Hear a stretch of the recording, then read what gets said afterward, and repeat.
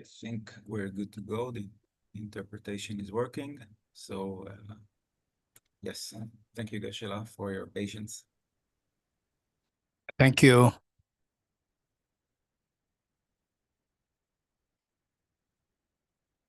Okay, screen sharing.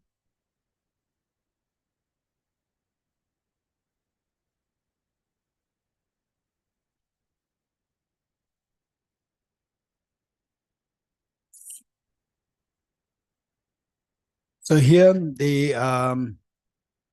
what we need to remember is that the mother here refers to the ultimate reality. Ultimate reality, for example, say in the dream, as Shahala said, in the dream, we see the dream is real, which is not the reality. Whereas you wake up, you come to discover that the dream is not real. The dream not being real is the reality. And the dream being real is not the reality. This is what we need to remember. And the so how do we realize? The Buddha indicated that all phenomena, everything is like dream. They're all empty of objective reality. They all come from your mind. Nothing exists from the object. This is what the Buddha indicated. Just as a dream comes from your mind, is not from the object.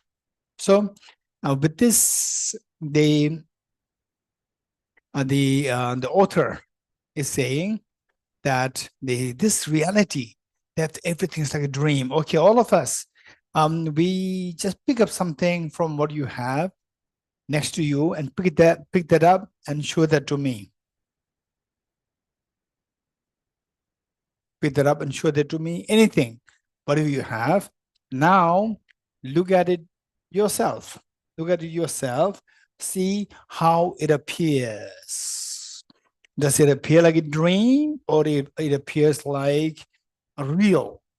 Of course, it appears as real. Real meaning objectively real, not as coming from the dream, not as coming from your mind, where the dream exists, which comes from the mind. But when you look at the object that you're holding, it appears as coming from the object. So this is known as objective existence.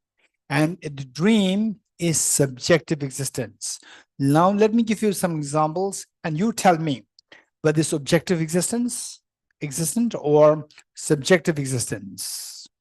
Let's say dream is objective or subjective. Anyone? Dream. Subjective. Okay, that's easy. We in fact to study this, how everything's like dream, we need to have numerous examples. Say the okay, let's say mirage. Mirage is subjective or objective? Subjective. How many of you will say subjective? Raise hands. Mirage is subjective. Mirage appears as a water, but when you go there, there's no water there. It's purely subjective. It's what is our illusion. And the magical illusion is subjective, objective. Again, subjective. Okay, now the next. Rainbow, subjective, objective. Okay, on the raise hands, those who will say subjective. Offline, online, both. Subjective. Rainbow is subjective. Offline. Okay, offline only 2. Online, how many of you will say rainbow is subjective? 1, 2, 3. Okay. The rainbow is objective. Raise hands. Rainbow is objective. Okay, here we see that offline majority are the objective, and online, how many of you say that rainbow is objective? Raise hands. Okay. Is there anybody who likes to convince us? What makes you think that rainbow is objective? Anyone? And those of you who said subjective, you have to convince us how it's subjective. First, anybody who likes to convince us that rainbow is objective? Anyone? So this is why I said that this is quite a complicated question. I can see the potentially people will split into 2 groups. So whereas for the mirage, everybody agrees is subjective. Dream, everybody agrees is subjective. But the dream, I know that the rainbow, people will split into two. Your opinions will split into two. So anybody who likes to share with us how the dream is, those people who said dream is subjective, those people who said dream is subjective, you try to give your own justification. Okay, those who said it's subjective first.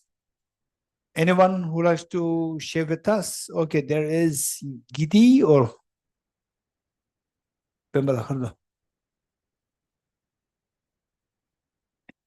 okay, there's one gentleman who raised his hand. Mare. Wadila, he was Shivadila. Kendula. Okay, Tadani. The me Wadila. Can't do that. But host him as me, can't wadi. Me Wadila. Me. On this letter, Chung said, Gidi Jalon. Gidi Jalon, okay, that member of Chikshada. Yes, we can hear you. I think it's objective because even if I'm not there, the rainbow still exists. It's still there. Okay. So even if I'm not there, rainbow still exists. Therefore, it's not objective. This is amazing reason. Okay, wonderful, wonderful. Okay, anybody who likes those who said it's subjective, how would you defend it? Anyone? I know that this is going to be okay. We have your online here, Sanjay ji, who likes to explain to us. Mike. Okay, Sanjay ji, Gendula. Sanjay ji. Yeah. So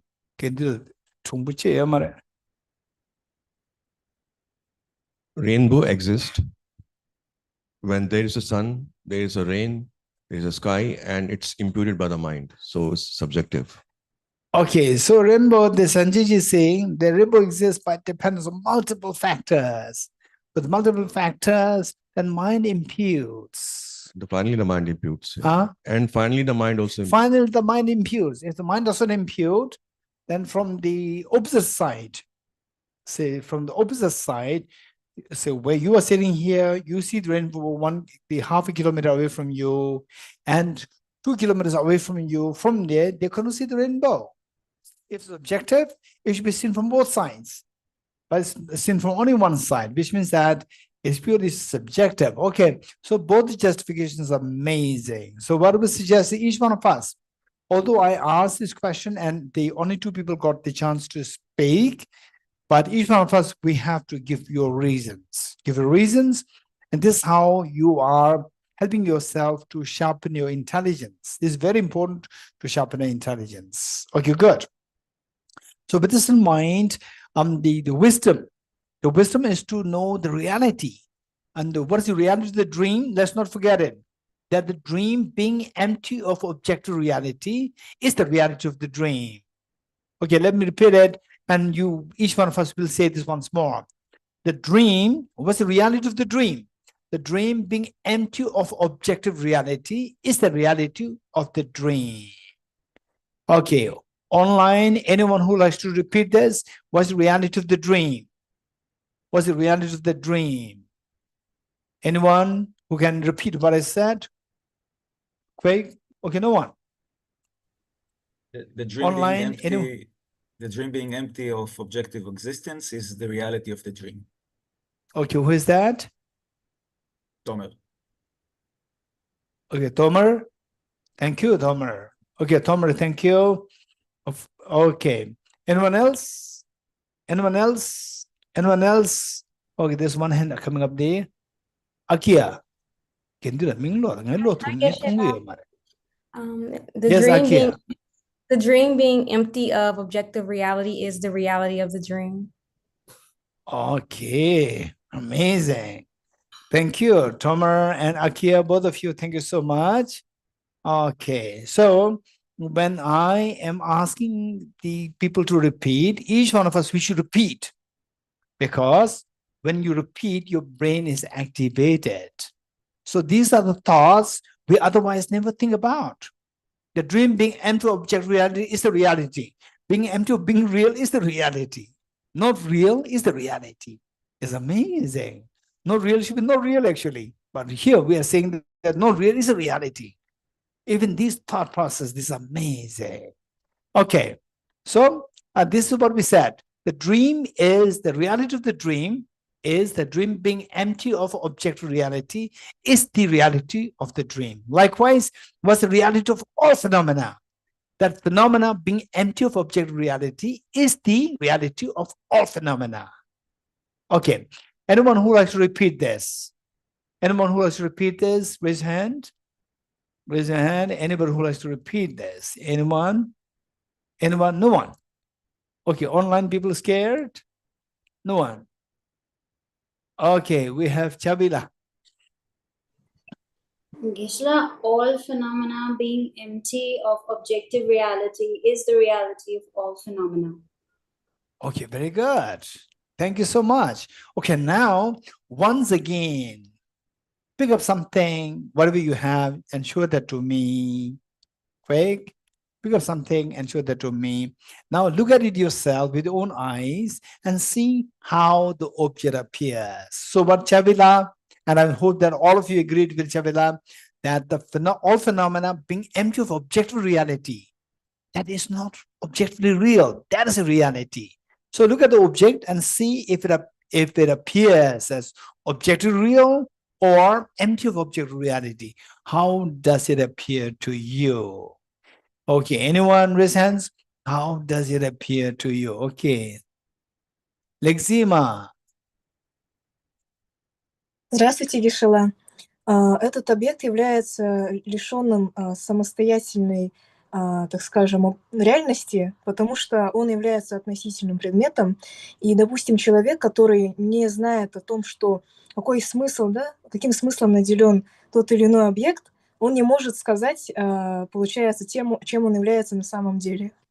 Потому что, по сути, все вещи в нашей жизни, они обусловлены феноменом пустотности, и они пусты от от, так скажем, независимого существования. Okay, thank you. My question to you is, I'm not asking how does the object exist. This is not my question. My question is how does the object appear to you as objectively real or as empty of objective reality? How does this object appear to you? Appear to you? My question is not how does it exist. So the answer Lexima gave us is how does the object exist? Okay, my question is how does the object appear to as objectively real or as empty of being objective reality? Anyone? Okay, there is one. Edward? It definitely appears objectively real. Okay, it definitely, Edward is very sure. It definitely appears the way it objectively looks, real. the way it looks, it's objectively real. Yes, okay. Okay. Okay, Sirindolma, let us not forget what Edward said. Edward put it so beautifully. Okay, Sirindolma. Sirindolma? Unmute. Здравствуйте. Yes. Я согласна, что она кажется как объективная. Мы видим как объективно. Мы же видим. Да. Okay, very good. Thank you. And there's another girl, Elena.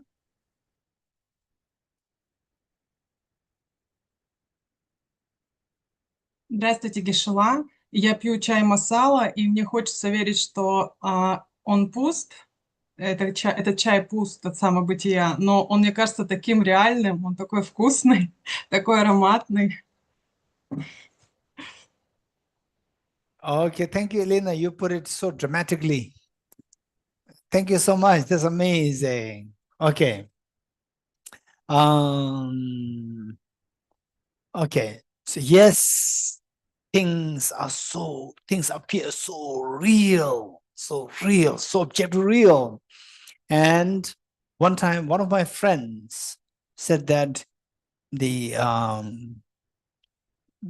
Geshe, meditation emptiness works so well. Meditation emptiness, everything's like a dream. It works so well when you are when you are very comfortable meditating, when you are in the grip of the problems, the pains, complications, feelings are so real. I cannot say that the meditation emptiness doesn't work. Meditation emptiness doesn't work. It's so real, right? How was her name? Elena. How Elena said, yes, it appears so real. So when you see so real, fear arises, anger arises. Okay, so that lady, I told her, okay, then the how long you meditated on emptiness? I said, for 20 years? The lady said, no. The 10 years? She said, no. Then for long, how long? For 5 years? She said, no. Then for how long? 1 year? She said, no. Then what? She said, just 10 days. I said, I see, okay, 10 days, and you're expecting to see everything like an illusion, right? People meditate for 50 years.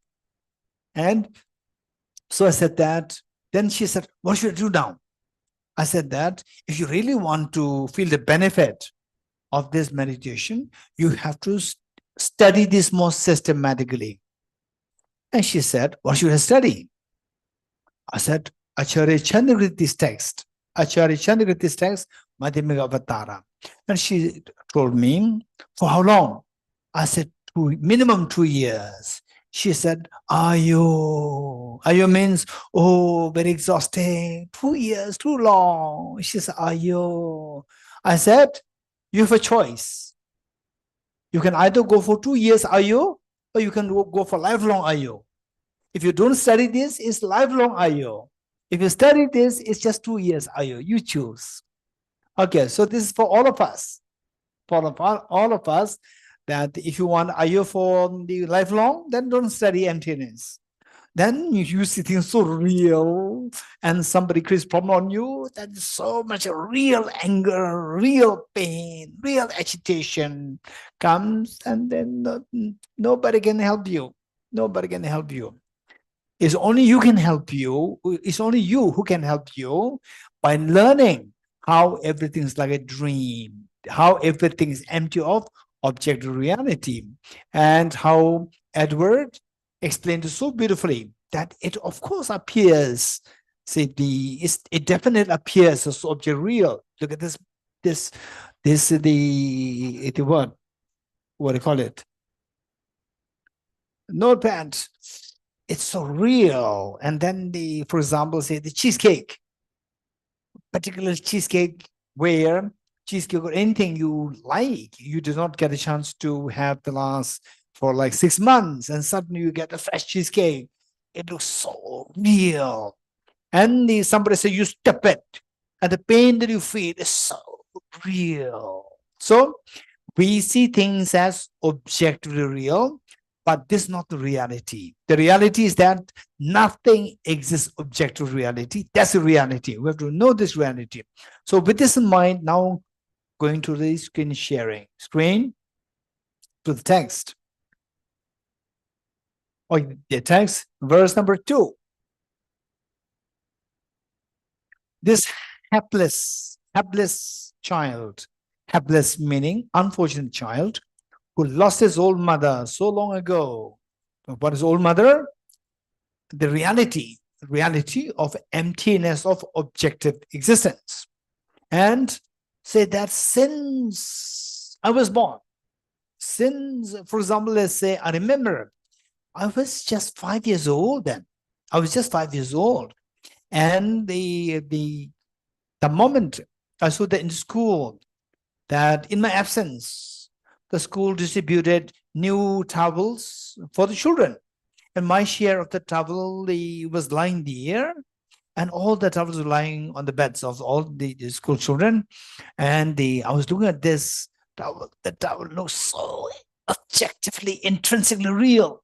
So beautiful. And particularly the color was pink. And so when I was a little boy, my favorite color was pink. Okay. And so it's so beautiful, it's amazingly beautiful. So today, after learning about the emptiness concept, then I realized that, okay, in those days, I was seeing those new towels and new things, beautiful things that's so objectively real or intrinsically real.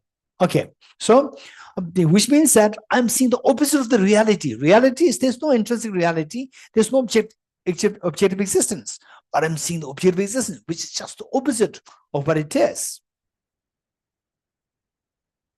Okay, say we play prank. We play prank. Somebody threatens to they create fear in you by pretending as though like he or she is a ghost. He or she is a ghost. Okay, what's your son's name? Tejas. So did anybody scare you? Pretend as though they're a ghost? Or there's somebody? Or in the night with the bed sheets on and they come to you? No fear. Nothing of this happened. Say in the night, if somebody comes with the bed sheet covered and comes to you, you will be scared, not scared. Will be very scared. So this young boy should. I don't know what Gendul have. Gendul is so happy. Yeah. So happy. Yeah. Oh, this young boy, how old are you? Just a boy. Hey. Just a young boy. Hey, Gendul, how is this? Yeah. Huh? 15 years old. Okay. So what the Tejas? They're just saying that he would be very scared if somebody in the middle of the night, somebody comes with the bed sheet, right? Maybe you have a brother, you have a sister, you have a father. Yeah. Father comes with the bed sheet and then comes to you. You're very scared. And who's your father? Kendula. Oh, here's the father. If the father comes with the bed sheet on and you'll come to you'll be so scared. And then you remove the bed sheet, you discover it's your very loving father, right? The fear dissolves. Why did you have the fear before? Why did you have the fear before? Because then I realized he was my father. First you thought that it was not your father, it was a very strange person or a ghost. And later when the bed sheet is removed, you realize it was your father, you were so happy. Right, the fear dissolves. Okay, so the fear was because that he was not seeing the reality of his father. The moment he sees the reality of the father, he became very relieved, so happy. So this is exactly what happened. The reality of every phenomenon, the moment you see the reality, wisdom dawns. We get the wisdom. With the wisdom, what we learned before is that our fear dissolves. So our job is to know the reality of every phenomenon. And what's the reality of all phenomena? That nothing exists objectively real. This is the reality. So with this in mind, say what we said is that we are seeing the opposite of the reality. What's the opposite of the reality? Anyone?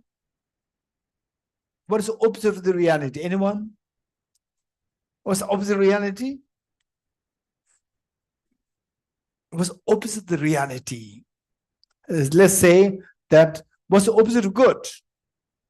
Bad. What's the opposite of reality? What's the opposite of the reality? The reality is empty of objective reality. Empty of objective reality is a reality. What's the opposite of that? Huh? What I said is empty of objective reality is the reality. So what is the opposite of that? Okay. Emptiness, maybe.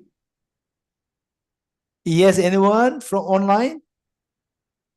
What did you say? Emptiness. Okay. Emptiness is not opposite of the reality. The reality means empty of objective reality. What is the opposite of emptiness or objective reality? And objective reality. Objective reality. You're getting it? Objective reality. Okay.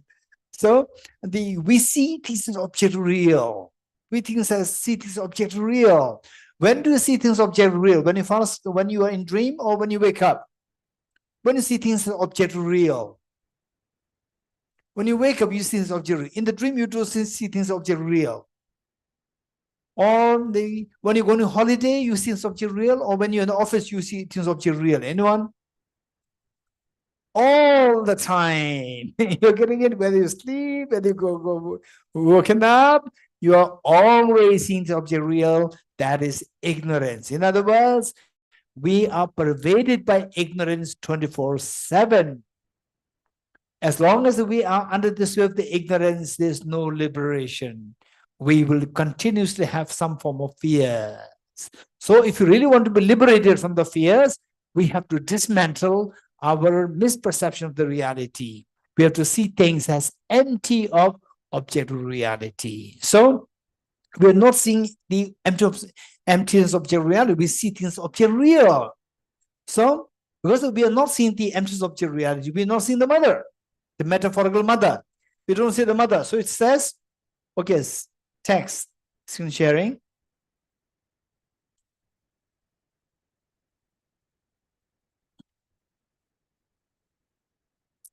So we're not seeing the mother, we are not seeing the emptiness, we only see the opposite of the emptiness. We're seeing the object real, we are not seeing the emptiness of object real. So it says, this hapless child who lost his own mother, meaning that we don't see the mother, we don't see the reality, we don't see the emptiness of object reality so long ago, now is about to realize coincidentally. We're about to realize that things are empty of object reality.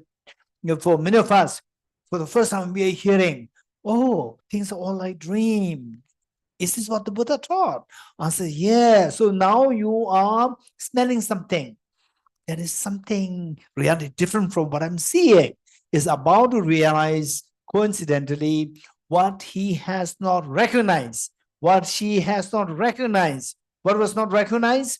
Empty of objective existence. The mother, for example, a little child who lost his mother or lost her mother when she was just like 2 years old, 3 years old, or let's say 5 years old, who still have a vivid memory of the mother. Within a span of 20 years, yes, the mother's face can change, the body can change, hairs can change. Within a span of 20 years, and then you see the mother, you may not be able to identify that. Then your brother may be able to tell you that this is our mother. So what he has not recognized, what the child has not recognized, which the mother referring to the emptiness of object reality, because we see always seeing the opposite of this, seeing things as object real, that she has been with him all along. Okay, so which means that in reality, say I'm drinking this water, and say I see this object real. I taste it as object real taste. So every time I'm seeing the opposite of the mother. Mother is emptiness object reality, but I'm always seeing things as object real. As Sanjay just said, we're seeing things object real. Now, the reality is that the water is with me, emptiness of water is with me. Water is with me, emptiness of water is with me. And then I lift this flower up, flowers made with me, emptiness of flowers also with me, because the flower is the dream-like, this reality. So this reality always with me, but I don't see it. It's like, say, we're always with the air. We're always with air, but how many of you see the air? Tejas, do you see the air? Are you with the air? You're with the air, but you don't see the air. Likewise, the mother, emptiness object reality, always with us, but we don't see that because our mind is creating opposite reality. Our mind is creating the illusion that things are object real. This is the illusion that our mind is creating, which blocks us from seeing the reality that she has been with him, with us all alone. The next line, the verse 3. She is perhaps the one that is and is not. So now in your mind, when you get what I'm seeing is not the reality. It is like the air that I'm experiencing, but I don't feel it. So when I was a small boy, maybe when I was age, I don't know, 6 or 7, my teacher taught me that we are in the air and we breathe this air, and this air we don't see, but it is there. I learned it when I was a little boy. So although it's not visible, doesn't mean that it's not there. It is there, but I'm not seeing this. So, so now you get some idea that, okay, what is this air? Then I learned that air, there are many kinds of the air, the components of the air, like oxygen, hydrogen, nitrogen, and so forth. And okay, so with this, you get a sense that what I'm seeing, what I'm seeing is not reality. The reality is something different from what I'm seeing. Is or is not, meaning that what I'm seeing, okay, so for example, let's say this is water, and somebody said, okay, this is hydrogen, H2O. Okay, but I don't see H2O, I just see water. But don't worry, even though you don't see that, it doesn't mean it's not there, it is there. Then you do some experiments to split the water molecule into two, hydrogen and oxygen split into two. Oh, now I can see the bubbles coming out of this. When the electricity is passed, bubble coming out of it, which means the water molecule split into two, hydrogen and oxygen. Oh, I see. So this is how we learn. So we see that, okay, now I'm getting some idea that what I'm seeing is not the reality. The reality, the mother. The reality is something is or is not, meaning that you're getting or not getting it somewhere in the middle. She's perhaps the one that is and is not. As told to me quietly by my brother. Brother here refers to the dependent origination. Dependent origination. To understand emptiness well, the mother, which refers to emptiness, to understand emptiness well, we have to understand it through the understanding of dependent origination. So for this, particularly for those seniors, this is like a revision for you. And for the beginners, this is a very important information that we should be learning. So here it says that with the help of the brother, who's been always with the mother, the brother tells you that this is a mother. There's a mother, introducing you to the mother after 20 years. So this brother is a metaphor for dependent origination. Dependent arising, dependent origination. This is the matter of English translation. And whereas the mother refers to the emptiness or ultimate reality. So now to see that how the metaphor, dependent arising or dependent origination, the brother helps you to identify the mother. Understanding dependent origination will help you understand that things are empty of objective reality. So for this, we have to understand this concept. Emptiness equals dependent origination. And dependent origination equals the middle way. Let me repeat it. Emptiness equals dependent origination, and dependent origination equals the middle way. So why understand dependent origination makes you understand emptiness is because that's emptiness equals dependent origination. And dependent origination equals middle way. So therefore, oftentimes people, when they talk about emptiness, they see emptiness as nihilism. But in reality, if you understand emptiness as nihilism, oh, there's nothing existing, everything's empty. This is not emptiness, this is nihilism. And real understanding of emptiness comes when you understand things as dependent originated. With nihilism, there's no room for dependent origination. But for emptiness, this cannot be separated from the understanding of dependent origination. So we have to see that emptiness is not nihilism. It is the middle way. How? Because emptiness means dependent origination, number one, and dependent origination means the middle way. Therefore, emptiness means the middle way.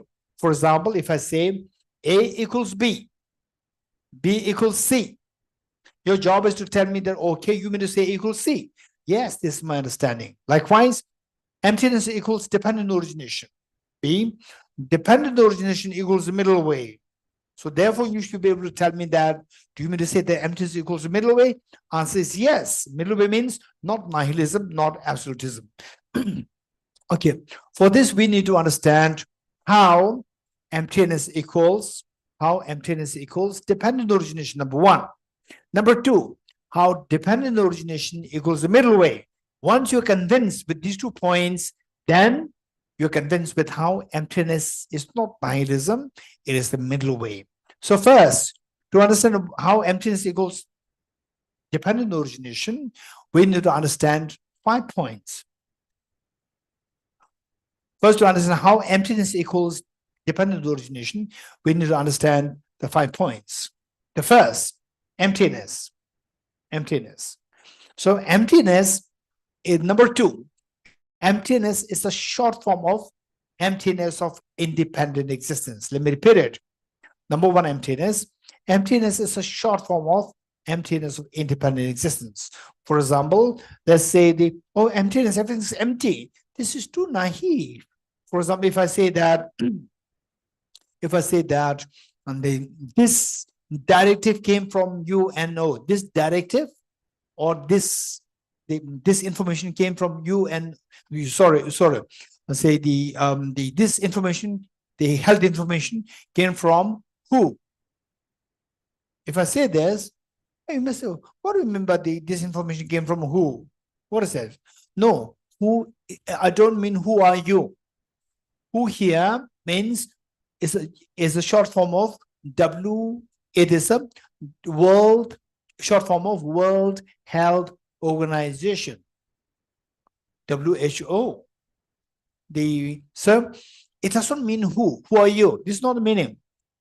It is the meaning of it's a short form of World Health Organization. Likewise, when we say emptiness, it doesn't mean empty. It doesn't mean nothingness. It is a short form of emptiness of independent existence. This is number 2. Number 3, emptiness of independent existence means nothing exists independently. Let me repeat it. Emptiness of independent existence means nothing exists independently. Number 4, nothing exists independently means everything exists by dependence. When we say nothing exists independently means, number 4, everything exists by dependence. Number 4. If everything exists by dependence, then everything's dependently originated, dependently existent, dependently originated. From these 5 points, we come to deduce that emptiness means dependent origination. This is how we understand emptiness equals dependent origination. Number 2, dependent origination means the middle way. How? Again, we have to know the reason. You don't just mimic or parroting what others said. We have to be convinced. How dependent origination means the middle way. Dependent origination has 2 sides, dependence and origination. The first, dependence. When we say dependence, when you say dependent, opposite of which is independent. When you say dependent, you are rejecting independence. And independent existence, independent, absolute, these 2 mean the same. So when you say dependent, it rejects extreme of independence or the extreme of absolutism. Let me repeat it. When you say dependence, it rejects the extreme of independence. It rejects the extreme of absolutism. The second part is origination. When you say origination, something comes into origination. Something comes into existence. So what's the opposite of existence? Non-existence or nihilism. So the origination, when you say origination, it rejects nihilism. It rejects not the absence. So origination means, by origination, it rejects the extreme of nihilism. Dependence, it rejects the extreme of absolutism. So bringing the 2 together, dependent and origination, the 2 extremes are rejected. Rejected to 2 extremes is following the middle way. So therefore, this is how dependent origination equals the middle way. Now, bringing the 2 together, dependent origination, emptiness equals dependent origination, number 1. Dependent origination equals the middle way, number 2. Bringing the 2 together, we come to get a sense that emptiness equals middle way. Because emptiness equals the middle way, emptiness is not nihilism. So this is how we have to understand it. So from this, what we understand is that emptiness is best understood through the medium of dependent origination. Because dependent origination and emptiness, these 2 are the 2 sides of the same coin. 2 sides of the same coin. Same are when you understand emptiness, this is amazing. If you understand a little bit of emptiness, Of course, it'll take time. You understand a little bit of emptiness. What happens is all our destructive emotions, undesirable emotions, anger, attachment, craving, jealousy, fear, anxiety, then hostility, feeling of corrosiveness, all these feeling emotions will dissolve. Understanding emptiness. One side. Other side is dependent origination. By understanding dependent origination, we can get a feeling that we are dependent on each other. We are mutually dependent. So the more we understand that we are mutually dependent, the more we understand we are mutually dependent, more sense of concern will be built, will arise within us for others. I'll just give you I'll share this the anecdote incident with you, and you tell me the reason at the end. Once I was climbing up a pass, a mountainous pass. And some of you may be already aware of that place. That place is known as from Manali to Lahore in India. And I had to cross there's a very high mountains pass known as Rohtang Pass. I was passing. And I had no experience. It was my first time. And the person who was helping me put me on a small, hired a small taxi. So I was in the taxi, and the taxi got stuck in the middle of the pass. In the middle. Now we cannot, no hope to call the mechanics. No hope. Already 2 or 3 hours already climbed up, and now again you climb down. I cannot go walking. The car got stuck. No hope. And what I noticed was that there were the people, young people, talking they're happy, cheerful. And I was sensing, this kind of environment. And then we did not even ask for help, but some young men came and they lifted our small car while me and the driver both are inside the car. And they just lifted on their own without being asked. They lifted and put us on the safe place, and we could drive. Amazing. Initially, I was a little scared that, okay, now we got stuck. What do you do? Then we cannot go to ask for the mechanic. Impossible. So what do you do? And then suddenly from nowhere, the humanity came. Some young men, they lifted the car and put in the same place where we can start to drive safely. Wow, I was amazed. I was truly, truly amazed that, wow, this is the human spirit, the spirit of humanity, where we are there for each other without being called for, without being requested. Still somebody is there to help us. This is amazing. This big blessing of the humanity. Coming back, okay, Mike, don't forget, don't think that this is just a story. At the end of this, I have a question. You have to give the answer. Coming back, again, my friend hired the same small taxi. Again, so that time where this car got stuck was at the hill there, at the top of the mountain.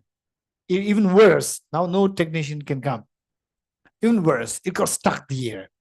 And at the top, there was a little flat place, flat spot, and the mud was deep. I think like 1 feet or 1.5 feet, 1 foot or 1.5 feet deep, the mud. And at the mountain top, and it was already 6 o'clock, and it was a little drizzling, and I could imagine that it was I could imagine like 12 midnight, we'll freeze to death. And I was quite scared. Then I said, don't worry, there's humanity. The young people will come.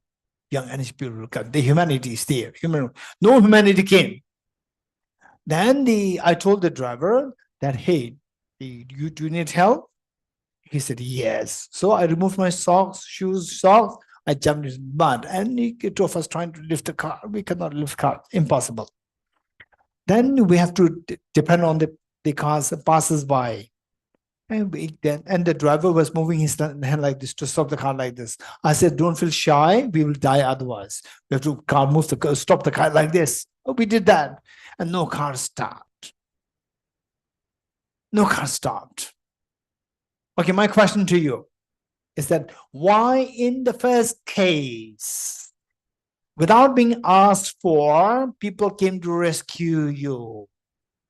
Why in the second case, with the very strong request made, requesting, appealing, nobody stopped to help you? Okay, think about this question. Don't think about what must have happened, how he did not die, how he came here now teaching. Don't ask this question. You're getting it?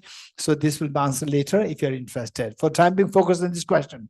The question is, why in the first case the humanity came? Why in the second case there's no humanity? Why not? This is my question. Anyone would like to guess? Okay, so we have your name, Rimpi, Shilpi. Okay, Shilpi ji will give the answer. Okay, we just wait. The online people like to see you. Yes. I think in the first place, there was no fear. Fear in me? Yeah. No, I did fear. Yes, I did fear. What happened now in the middle of the middle somewhere? Okay. And then we'll get stuck. We cannot call the mechanic. I thought there was no fear. So I had fear. I had fear. You have to ask me, did you have fear? Answer is yes, I had fear. Okay, so online there is Adrian. Maybe karma. Adrian. Karma. Hello, Geshe. Adrian. Yes, Yeah. Adrian. Yes, Okay. Adrian. Maybe the first time the car was stuck in the middle of the road and they could not pass, so they move it. And the second time you said that cars were running, so you didn't disturb anyone, so maybe they didn't help because you didn't disturb them. Okay. In fact, what Adrian It's not so nice to say, and it's not, here is the humanity, but maybe it was what happened. Okay, what Adriana, I think your name is Adriana. Yeah. Okay, what Adriana said is very, very, very correct. Let me paraphrase what she said. In the first case, it was very narrow path, very narrow path. My car got stuck. The remaining hundreds of cars behind me got stuck. But dependent origination, look, dependent arising. By dependence on my car getting stuck, all the other cars behind me getting stuck is originated. Dependent origination. Nobody wants to get stuck. So if they don't want to get stuck, they have to save me. Because that is the factor which is responsible for getting stuck of the other cars originated. Origination of the other cars getting stuck. So if that origination should stop, then the factor depending upon which that origination happened must be stopped. That factor is my getting car stopped. The getting car got stuck. So how to remove this factor? Rescue this car. So they see the dependent origination very clearly. They see the dependent origination very clearly. When you see the dependent origin very clearly, sense of concern for the other automatically comes.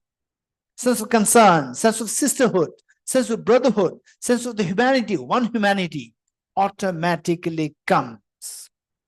When you don't see the dependent origination, then I and you are my enemy. This is my group. You are my enemy. When you don't see dependent origination, there's a problem.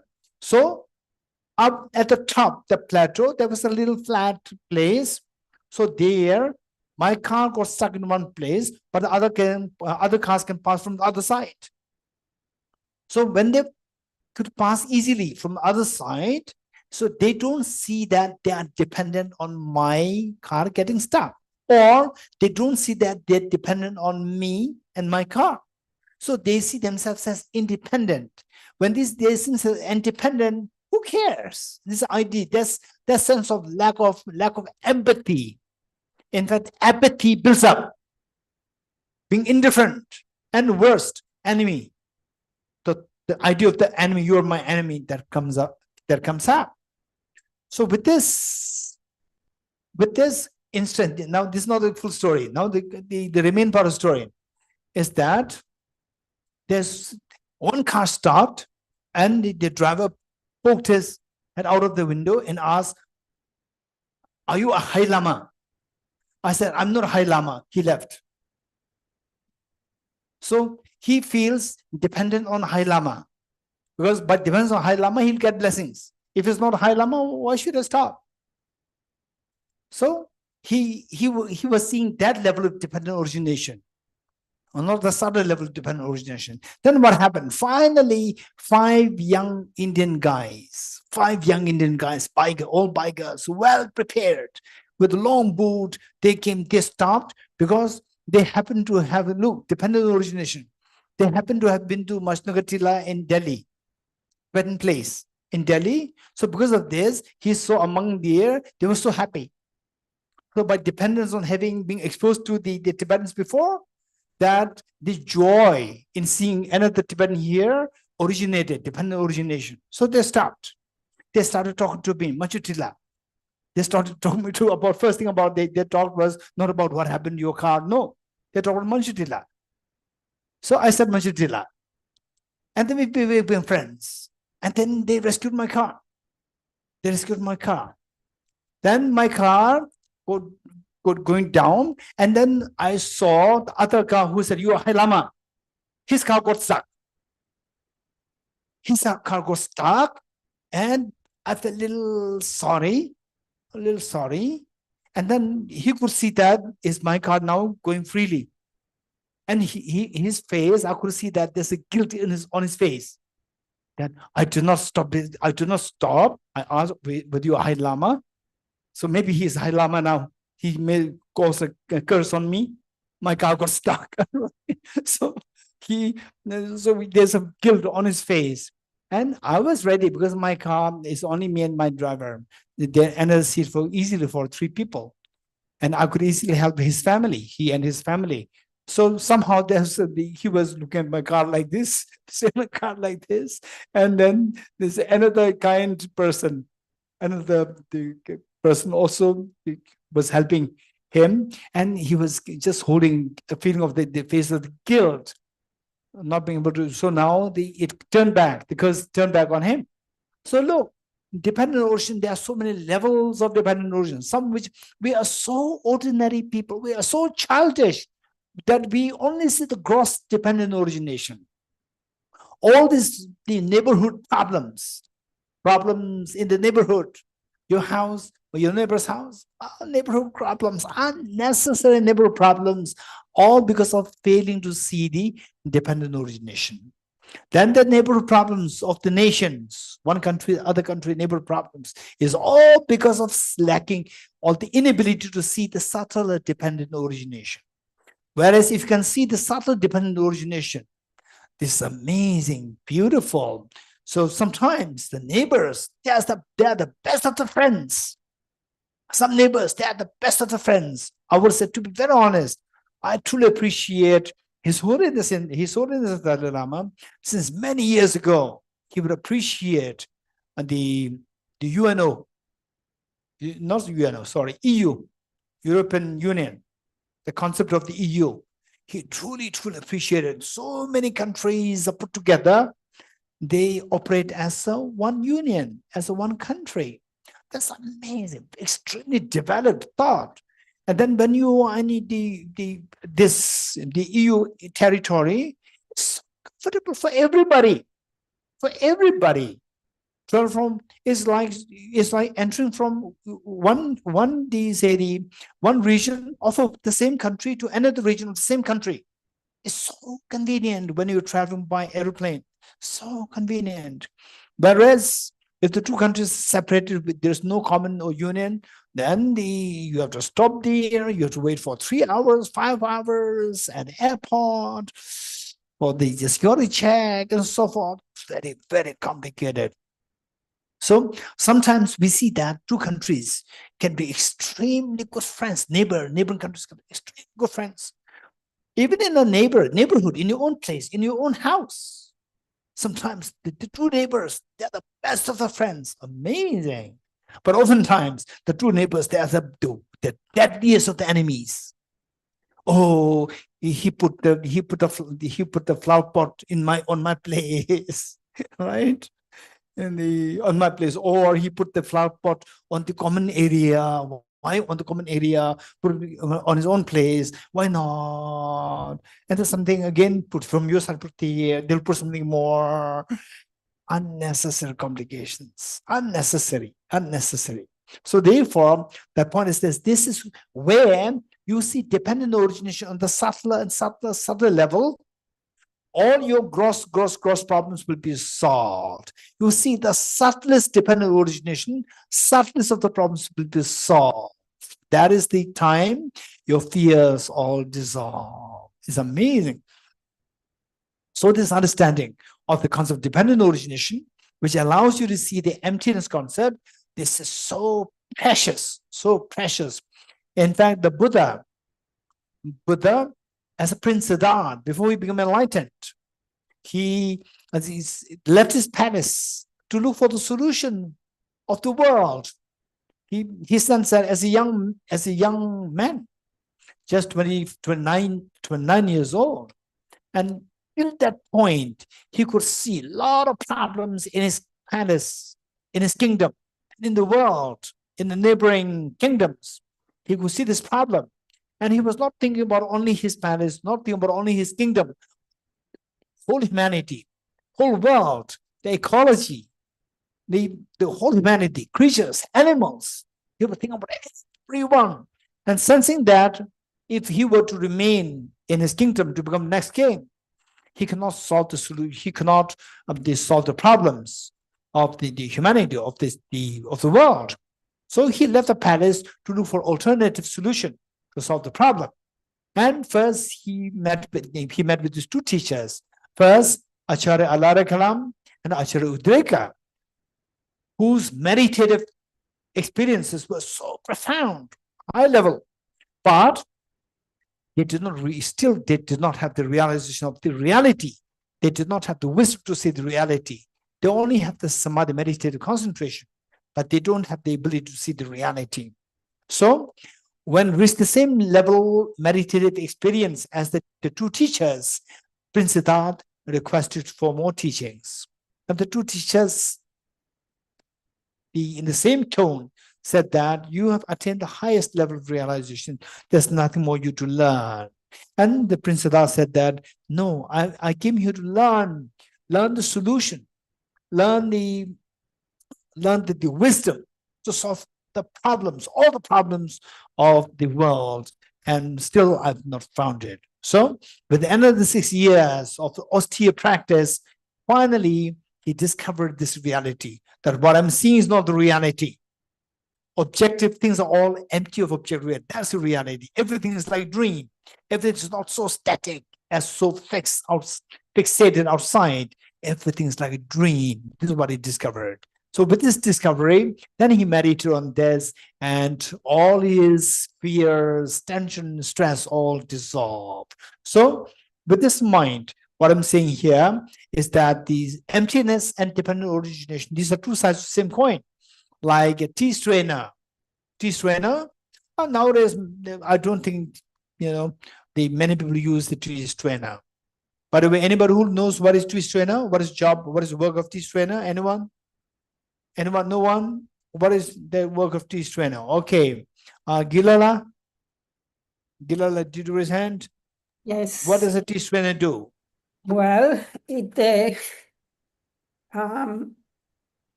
collect the tea leaves from the glass with the hot water was poured over it.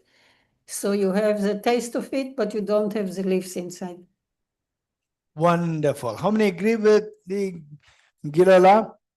The idea is that the tea leaves, what it does is that when you brew the tea, when you boil the tea leaves are there, and the tea comes out.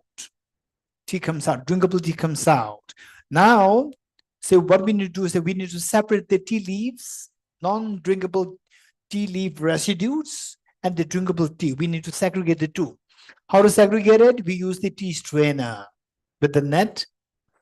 And the tea strainer, what it does is it holds back, it stops all the residual tea leaves. And the drinkable tea, it lets the drinkable tea flow freely. It stops what is undesirable, it lets flow what is desirable, drinkable tea. Likewise, emptiness experience will stop all the undesirable the emotions, anger, attachment, jealousy, craving, hostility, and so forth. And dependent origination, understand this, will let your virtues to flow. Emptiness, understand emptiness will stop the negativities, non-virtues, and understanding dependent origination will let virtues multiply. This is a benefit. Okay, with this mind, I'm going back to the text. Screen sharing.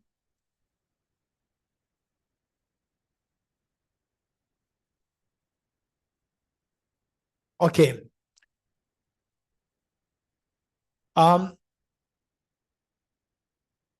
Okay, number 3. She here refers to the mother, which in turn refers to the emptiness, ultimate reality. She is perhaps the one that is and is not, as told to me quietly by my brother, the dependent arising. Okay, what we are seeing, so let's say that this water looks so objective real, but when you go on the atomic level, what we see as a water is not there, it's deceptive. So the reality is different. So you are discovering the reality more deeper. For example, from distance, you see the forest. But when you go into the forest, you don't see the forest, you see the individual trees. So you'll be amazed. For example, say, how many of you have seen mirage? Raise hands. How many have seen mirage? Teachers, you have seen mirage? Can you explain what mirage is? You have not seen? Do you know what it is? No?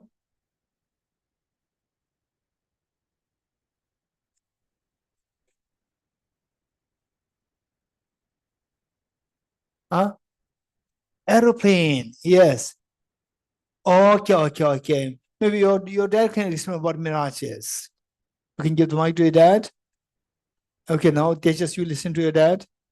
Mirage is something that we see at a distance because of the the way sunlight falls on the let's say a road probably, and the reflection due to the warm air appears to be water, that there is water nearby, but it's actually not. Wonderful. Okay, say it is particularly it happens during the heat, under scorching sun, scorching heat, on the road, or even on sand. On the road, from distance when you're driving, you see so like, oh, what happened? There's rain, there's water there, water there. The moment you reach the spot, there's no water. What you earlier saw was not a real water, it was a mirage. You see the mirage as water. So when you first see that, you think, oh, there's water there.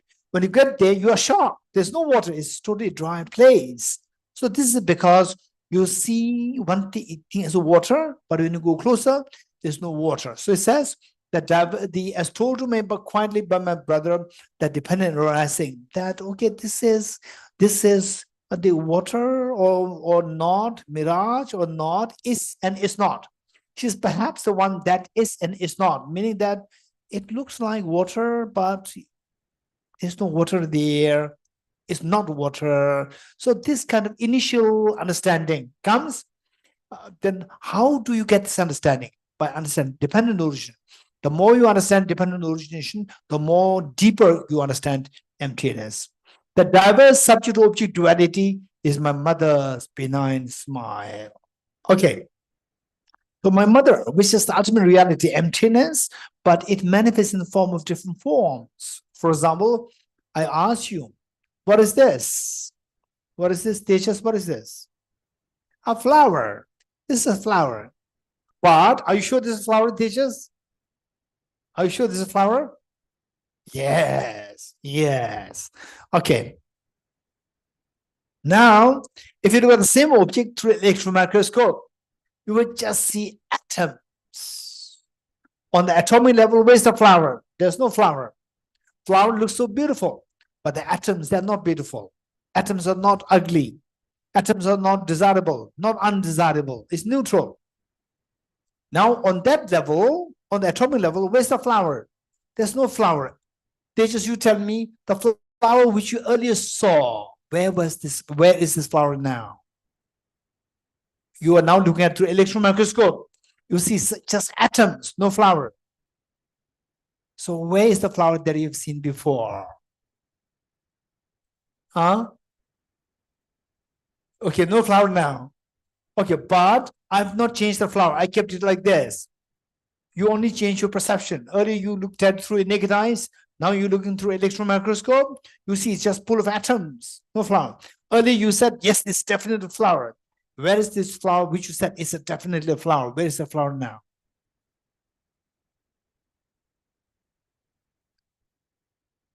The atoms are combined now, so Atoms are good together, but you are seeing the atoms together, but you're not seeing the flower. But earlier you saw the flower. Where is it? if like my perception changes and So what this young boy is saying is that my perception changes. You're getting it? So the flower is not from the object, it's from the perception. It's a perception of object or subject. It's just perception is object or subject. think object, Perception. subject. Subject, Yeah. yes. The flower is perceived by your perception. Your perception is the subject. So which means the flower that you saw is just a purely subjective. And all of us, we must think about this. Let's say, let's say, so this young man, Tejas, he's 15 years old. Okay, Tejas, you can show his hand. Look at his hand. Show his hand. Okay, look at his hand. Look, 15 years old, very useful. And look at my hand. Kandila, look at my hand. 58 years old. Ugly, very undesirable. Very undesirable. His hand is so beautiful, right? Okay, so now tell me, which of the two hands is more the nice? Of course, the young man's hand is nice. Why? Why his hand is nice and not mine one not nice? Because his one is so young and mine one is very old. Young and old. Okay, how many agree with me that what I said, yes, it makes sense. His hand is very youthful, my hand is very old. That's very true. Raise hands. That's very true. No, nobody can deny this. So which means that his hand is younger and my hand is older. But if you check very closely, his hand is nothing but made of atoms. My hand is nothing but made of atoms. How many of you agree with me? Raise hands. Yes, the atoms which made the hand of this young man, Tejas, and the atoms which made the hand of which made my hand. These atoms are all same age. All the atoms in the universe, they are 15 billion years old. No one atom is older, no one atom is younger. On that level, all physical bodies are same age. Now tell me, where is this young hand? Where is this young hand? It's an illusion. Where is this old hand? It's illusion, right? So don't describe me as an old man. It's an illusion that we're creating. You're getting it? But this illusion is not pure illusion. It's illusion-like. It's just our mind projects, and yet it's not purely illusion. Because, say, two of us go together, anybody will say that, hey, old man, don't go with young people, right? Hey, young man, don't go with old people. You're getting it? So what they say, people can see the difference between the old and the young. But when you go deeper on the objective level, we see that there's no difference. All these physical things are made of atoms, and all the atoms are the same age. Okay. So with this in mind, now screen sharing.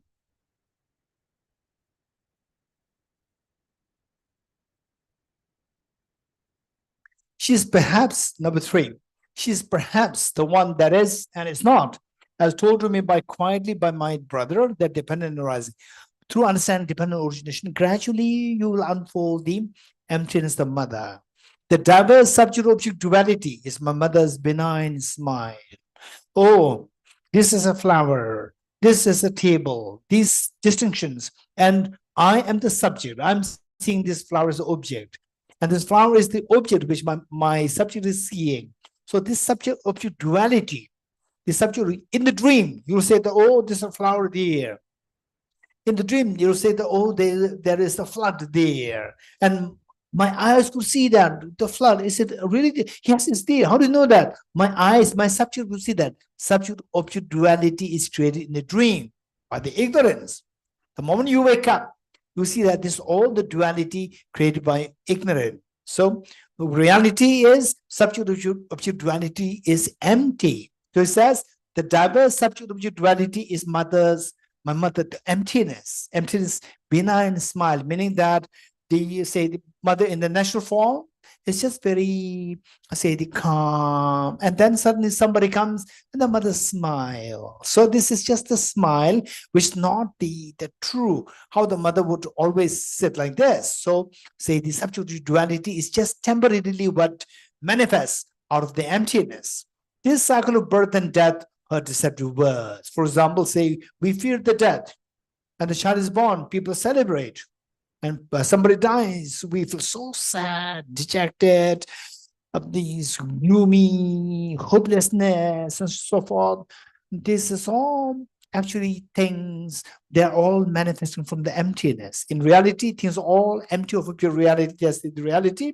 But from this, the deceptive reality arises in the form of birth and death. This is all the deceptive reality, known as the conventional truth. This is not the actual reality. So actual reality is the emptiness. But subjectively, all things are created, like the birth and the death and so forth. Number 4, oh my undeceiving mother, meaning emptiness, is undeceptive. This ultimate reality means totally undeceptive. You have betrayed me, meaning that this emptiness manifested in the form of the deception of birth and death and so forth. For example, in the dream, there's no objective reality. Emptiness objective reality manifests in the form of the dreams, of the flood, of the ghost and so forth. So it's nothing but the emptiness there. There's no real ghost there. But no real ghost manifests in the form of a real ghost to deceive us. So all the factors which make us suffer, like the birth, death, and so forth, these are nothing but the deceptive manifestations of the mother of the ultimate reality. Ultimate reality, which is otherwise non-deceptive, the moment it manifests, then the deceptive is created by our own mind. What is objectively there, what is truly there, is the ultimate reality. The moment our mind starts to play, then the deceptive is created. And then all this conventional truth, they fall under the category of the deceptive reality. Oh my undeceiving mother, you have betrayed me. Betrayed me because although you are undeceptive, but with the play of my mind, I create the conventional truth, deceptive reality created there. So that is actually nothing really there from the emptiness side.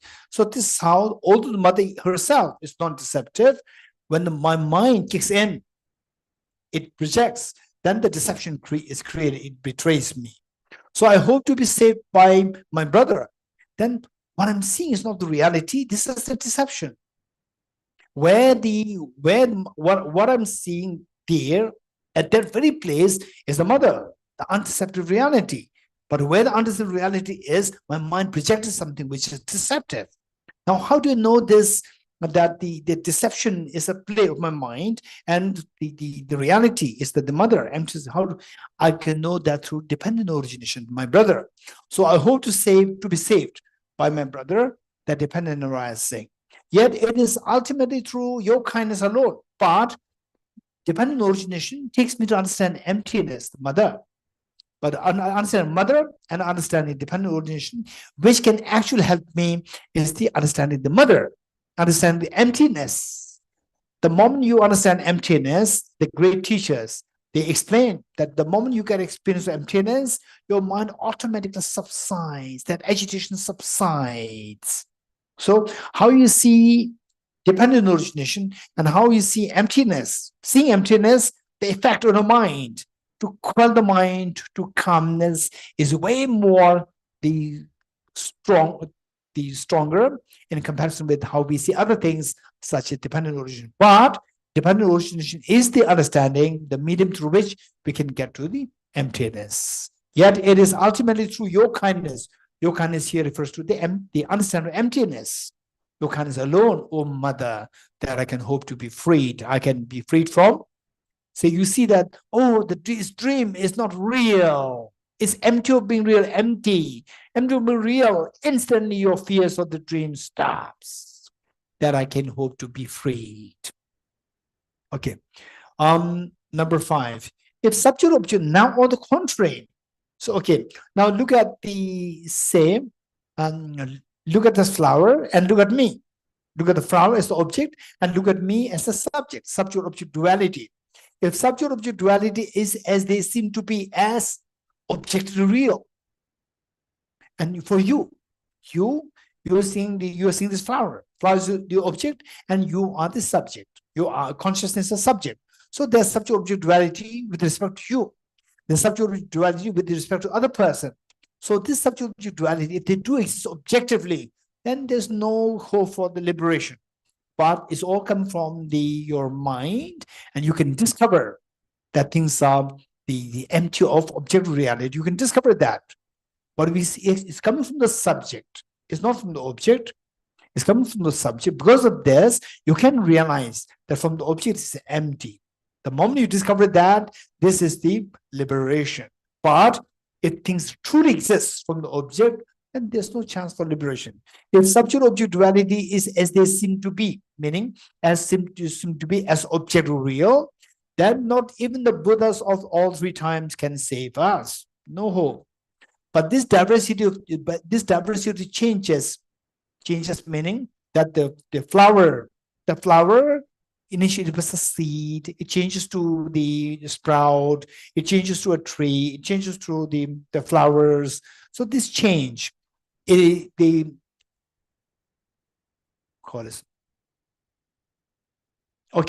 but this diversity of changes, the changes that you see in the flower growing, and you growing older, small children are born, and the elders are passing away. This change is in reality my unchanging mother's expression, meaning that, say, if I ask, what is this? You'll say, this is a flower. This flower, where you said this is a flower, okay, let us put let us put it like this. Say, okay, I'm holding a yellow flower, and say you put on blue glass. You all put on blue glasses, and I put on a transparent, crystal clear glass, or I put on what? Red glass, red glass, red the pair of glasses, and you put on blue glasses, and I lift this flower, and I ask you, what's the color of this flower? What will you say? Okay, first I'll check. No. I'll check the teachers, young man. Imagine you're putting on the blue glasses. I ask you, what's the color of this flower? What do you say? This blue, and I can overheard from I overheard from the online participants. Some say blue, right? Is there anybody who said blue because you're putting on blue glasses? But this young man is saying, 15 years old boy is saying, it will appear as green. How many agree with this boy? Raise hands. Okay, most of us agree with this boy. Very good, wonderful. Whereas if you ask me, if you ask me what's the color of this, I will say this is orange color. You're getting it? And you will say this is green color. You're getting it? It's the same object, but we disagree. You're getting it? Why disagree? And are you telling lies or am I telling lies? No, both of us, we are not telling lies. Yes, you see this is green. I see this is orange. But we are talking about the same object. How can the same object be two different colors? Hey, teachers. How can the same object be seen in two different ways? Different perspectives. You're getting different perspectives. So therefore, the thing is that the, okay, screen sharing.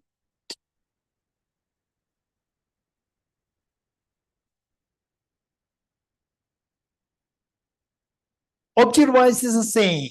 Object-wise is the same, but subject-wise, perspective-wise is different. Object-wise is the same, but the perspective-wise is different. What's the object? It's just a yellow flower, this object. Likewise, what's the object? Object is emptiness. From the emptiness, then different perceptions come. Different perceptions come. So what it says here is that if subject-object duality is as they seem to be, then not even the Buddhas of 3 times can save us. But this diversity of changes, all multiplicity, like the flower, blue flower, green flower, orange flower, or the sky, say the table, house, cars, and this nasty person, this kind person, whatever. These are all nothing but different perceptions. Independent perception was reality there, the ultimate reality is there. The ultimate reality was the emptiness. Is the reality, my unchanging mother's expressions. The reality out there is the emptiness, but what we see is the conventional truth which our mind rejects. Expressions. Hence, there is indeed a way out because objectively it's empty. And what we are seeing is all just coming from this subject. Therefore, there's a possibility to know that objectively it is empty. The moment you know that the objective is empty, it's like you knowing that the dream ghost is empty of being real. The moment you see that dream ghost is empty of being real, your fear dissolves. You are liberated from the fears. There is indeed a way out. Next, verse 6.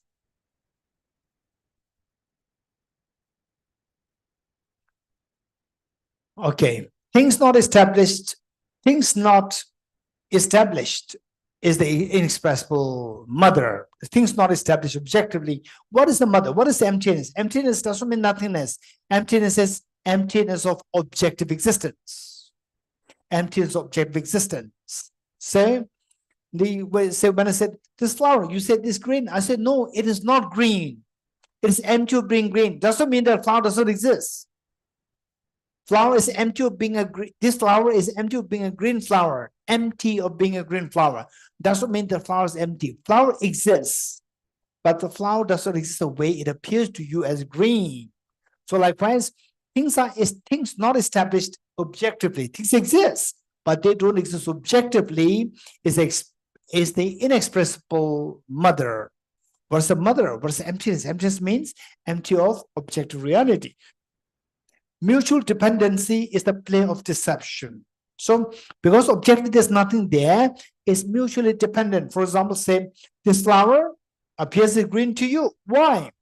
Because you put on the blue glasses and the flower is yellow. These two come together by dependence on your blue glasses. The object appears as green. Because the object is yellow. So object is yellow and your glasses blue, there's mutuality of dependency. That the object appears as green is because of dependent on the flower as well as the blue glasses. So there's mutuality of dependency. So it says that the things not established objectively is the inexpressible mother, meaning is the emptiness. Mutual dependency is the play of deception. So now, which means that it appears as green to you. It appears orange color to me, which means objectively it is empty of being green, empty of being orange. And then why it appears orange? By mutual dependency between the yellow flower and my red glasses on. Why it appears blue to you? By mutual dependency on your I conscious your blue glasses on and the flower being yellow. There's mutual dependency that things appear in forms. Objectively, is empty of being green, empty of being orange. Okay. So mutual, but then what is there? There's mutual dependency there. Mutual dependency is a play of deception. Just merely this is deception here is objectively empty, subjectively appears something. Just merely this is how we should understand. If you see things as mutually dependent, nothing objectively there, this is how we should understand the reality. Number 7. Okay, now let's see that let's say that you put on blue glasses and I remove my glasses. I just look at through naked eyes. And okay, let's say somebody asks you, what's the color of this flower? And then you'll say it's green. And the person asks me what's the color of this flower, I'll say it's yellow. Okay, so to you, it appears as anybody who loves green colors, for example, green meadows, green vegetations, anybody who loves green colors, when you put on blue glasses and the yellow flowers there, it appears green. You are so happy. You're so happy. So for you, there's a green flower. There's a green flower.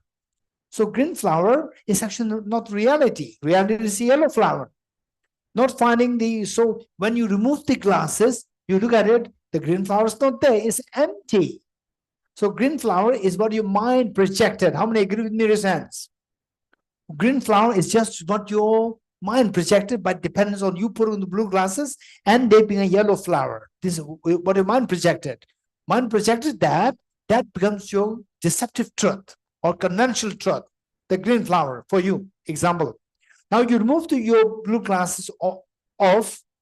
You remove your blue glasses, you look at it, you see that there's no green flower. Empty of green flower. Empty of green flower, that's the reality. What you earlier say is a green flower, this is a conventional truth. It's a deceptive truth. It's a conventional truth.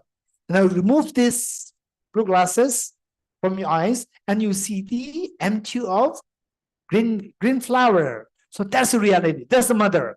What you always see as a green flower, that is the father, conventional truth. So conventional truth is the father, the metaphor for the father is the metaphor for the conventional truth, and the mother is the metaphor for the emptiness of the green flower, the ultimate truth. So when you see the father, the green flower there, remove the blue glasses, then you see green flowers empty.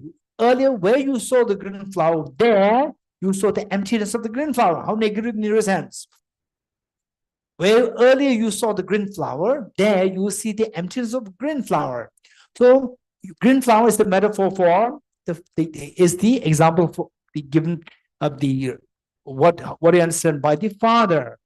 So when you look for where the father is, remove the blue glasses, the father disappears and you see the mother, emptiness of the green flower. So it says, not finding the father when sought by removing the blue glasses. Glasses is in fact finding the mother, emptiness of green flower. And the father is not on the father is found on the mother's lap, which means that the mother is the emptiness of green flower. And then you put on blue glasses, where you find the mother, you see the father, the blue flower. So these two are also like in the same place. The father in the laps of the mother, and the father is found on the mother's lap. That is how the kind parents saved me, the child, I'm told by my brother, saying that, look, you see the green flower, there's a father, and you look at it very closely, you see that you remove the blue glasses, you see the emptiness of green flower, that's your mother, and these two are in the same place.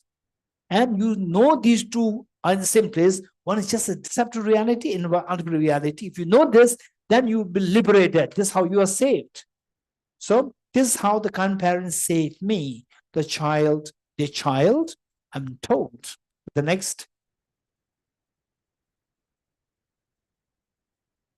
It seems, number 8, it seems that my brother's mirror reflects the ungrasped face of my mother, which is neither one nor multiple. That helpless one like me had no idea of it. No, now this is a reality. Reality is that the same object that I'm holding has two realities.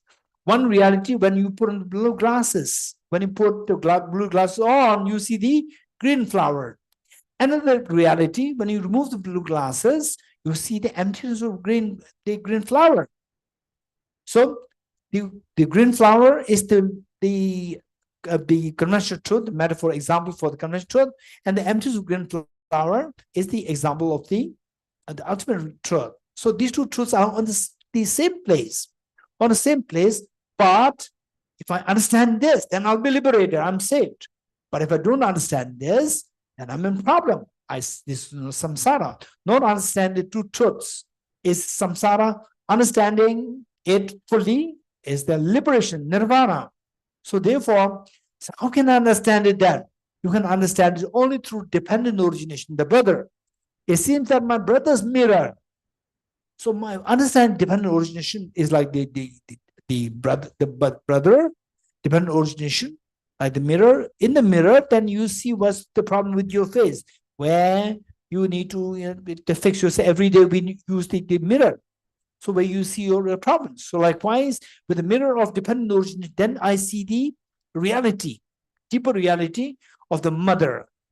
It seems that my brother's mirror reflects the ungrasped face of my mother.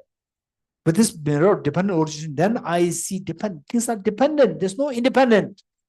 Empty of independence, I come to discover the mother's face, which is neither one nor multiple, meaning that ultimately there's no one, there's no flower. Ultimately, there's nothing. Ultimately, there's no flower. Ultimately, there's no absence of flower. Ultimately, there's no flower. Ultimately, there's no absence of flower also. So there's no one, there's no multiple in the ultimate reality. But don't say that there's no one, there's no multiple. In the ultimate level, there's no one, there's no multiple. In conventional level, there's one, there's multiple. Don't forget it. Which is neither one nor multiple. Meaning on the ultimate level, by dependent origination, we see that, for example, if I say that, okay, by the way, how many go to buy bread in the morning? They buy bread for your breakfast once in a while. How many go to buy bread? Raise hands. Never. Never in your life. In your life. Never. Maybe Tejas never went there. His father and his mother, they were doing that. Right? Tejas never did that. Okay, Tejas looks very gentle boy. Okay, so Tejas will soon help your dad, mom to go to buy these things. Yes, he promised. Thank you, Tejas. Okay.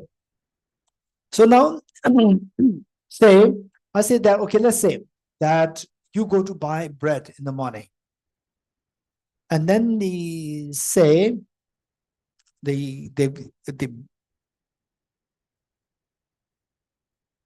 baker, what do you call it? Baker. Okay, the baker, he gives you a bread and he said, is this bread or a bunch of atoms? It's a bread or this bunch of atoms, right? And the baker will be confused, right? Okay, which atom is the bread? First atom is the bread.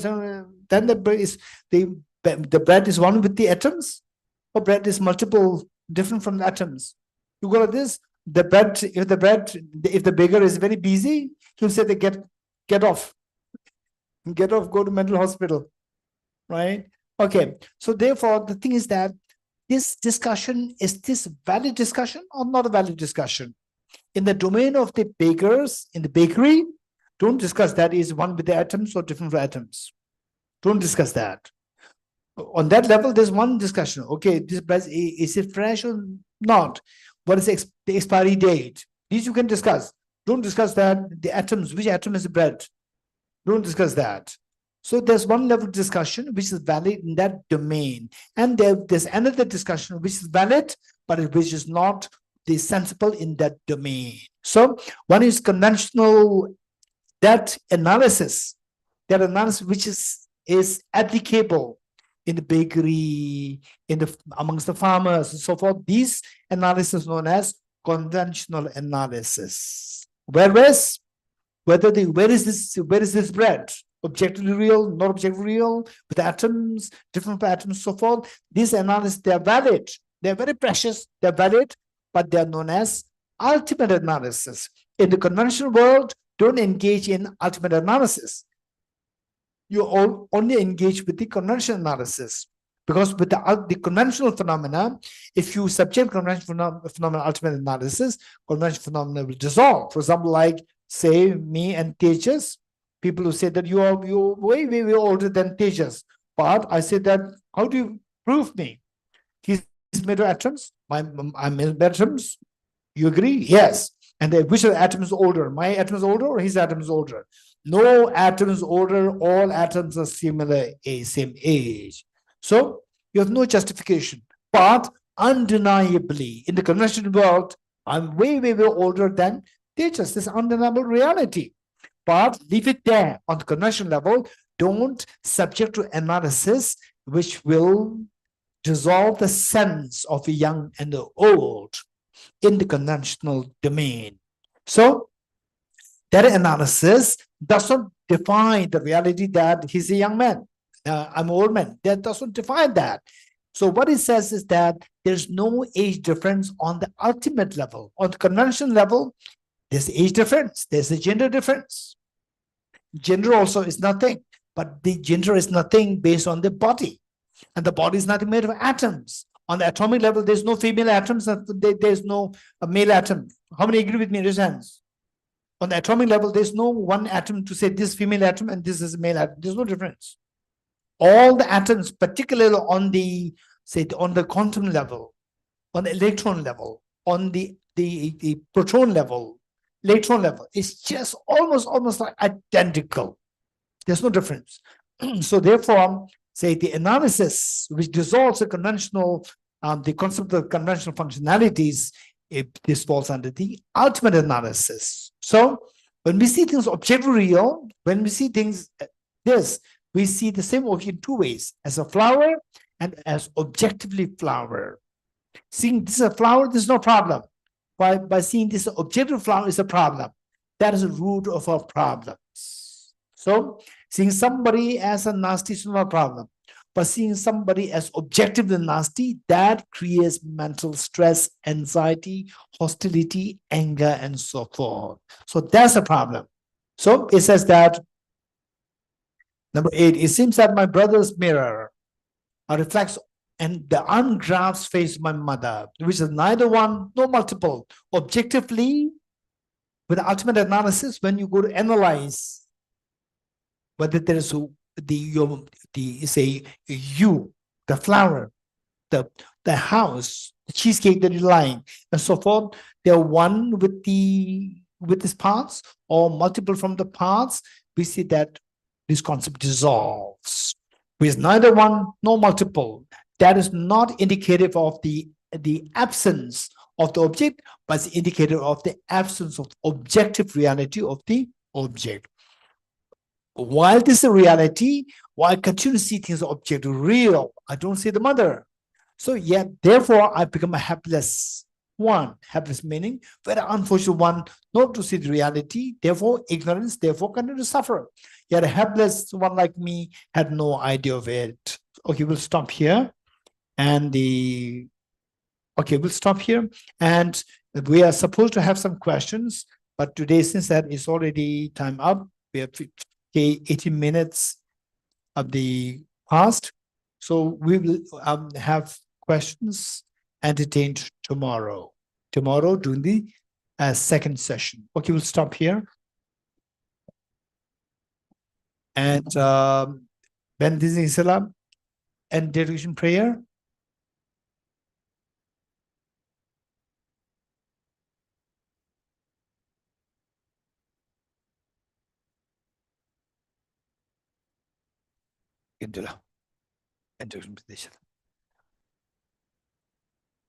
Okay, and in prayer we have Tomar Din Shambhala here.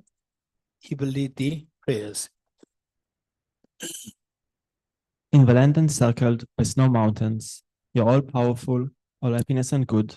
All powerful Chenrezig Tenzin Gyatso, please remain until samsara ends. Just as the brave Manjushri and Samantha Bhadratu realize things as they are. Also, I dedicate all of his merits in the best way, that I may follow the perfect example. I dedicate all these roots of virtue with a dedication praised as the best by all the Buddhas who appeared in the 3 times, so that I might perform the noble Bodhisattva deeds. Dantu Psem Chorim Poche, Ma Kye Panam Kye Kyuchi, Kye Panyam Pame Payang, Gong Ne Gong Du Pelva Shog. May the Supreme Bodhicitta that has not arisen arise and grow, and may that which has not arisen not diminish but increase forevermore. As long as space remains, and as long as sentient beings remain, until then may I too remain, to dispel the miseries of our world. I dedicate the merit thus covered towards the realization of the deeds and the prayers of all the Buddhas and Bodhisattvas over 3 times, and to the upholding of the Dharma of teaching and realizations. May I, in all lives, through a force of this merit, never separate from the 4 wheels of a Maya and a vehicle, and accomplish all the stages of a path: renunciation, bodhicitta, perfect view, and the 2 stages. May sentient beings again and again make offerings to all the Buddhas, and may they constantly be joyful with the inconceivable bliss of the Buddhas. Due to the merits of his virtuous actions, may I quickly attain the state of Guru Buddha and lead all beings without exception into the enlightened state.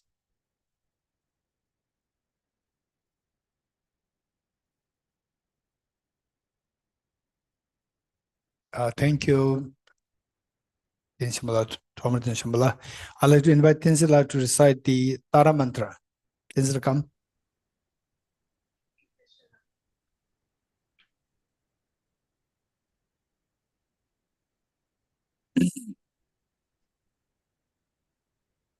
Yes.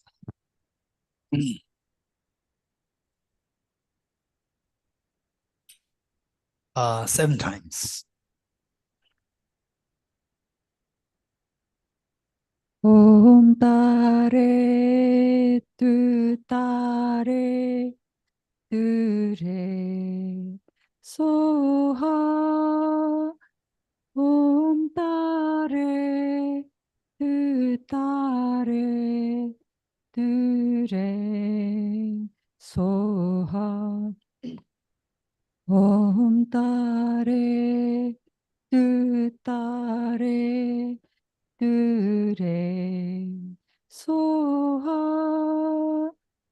Om Tare Tu Tare Tu Re Soha.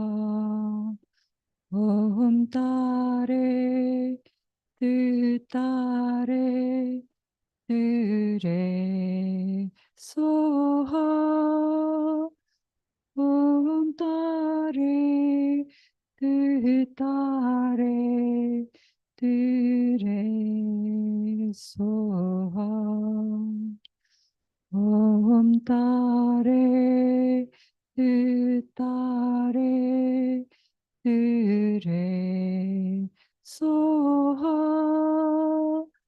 Om Tare Tu Tare Tu Re Soha.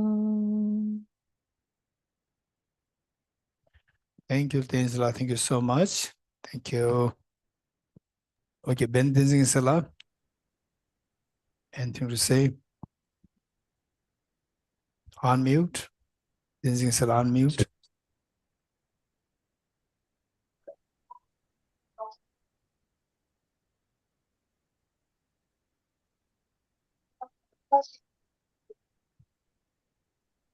Okay, thank you very much, everyone, for being joining to this teaching, this beneficial and wonderful teaching. Thank you, Geshe, for teaching us today. We'll meet again tomorrow at the same times to continue this teaching. I want to remind you that we have the recordings in YouTube for everyone who wants to see and return to the material, and also the translation will be recorded. As I also said in the beginning, everything here is being done by volunteers and being financed only by donation, so you can practice generosity and use the Dana option, which I also shared during the chat.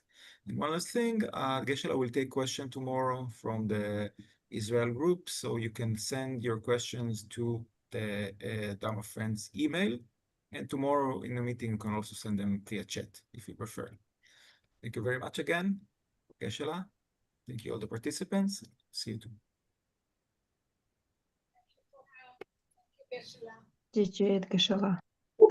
Thank you. Hey, Thank you Geshe-la. so much. Thank you, Geshe-la. Thank you, Geshe-la. Thank you, Thank Tibet you. House. Thank Tishita you, to Tibet everybody. House. Спасибо. Good day for Всем большое everyone. спасибо. Thank you, Thank you. Geshe-la. Thank you, Tibet House. Thank you, everyone. You're welcome. Thank you, Rabьянгла. Спасибо. Oh, thank you, Geshe-la. Thank you very much. Thank you, Geshe-la. Thank you, Tibet House. Thank you, Israel friends. Thank you.